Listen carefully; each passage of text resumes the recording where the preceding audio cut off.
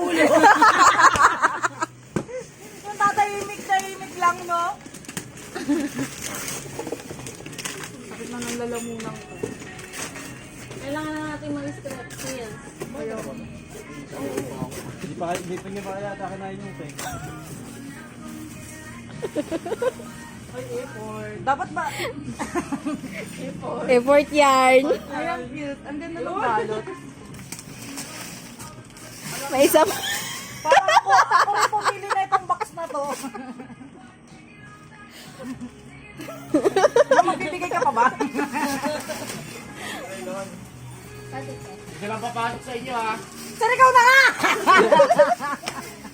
Pag binuksan ko yan sa akin na yan. Ay, ang cute! Magkahit na ba ako ng kilay? Sir, kasi ito yung peta na. Ay, ang cute. Thank you. Alam mo, kaya pala nung sinabi ko, sana yung wallet. May isa pa dyan, ah. Eh, yung pampanik ko. May isa pa. Ano ako dyan? Ayan, no. Yan yung kasabi ni Sir, eh. Parang, Inspired na lang. Hindi naman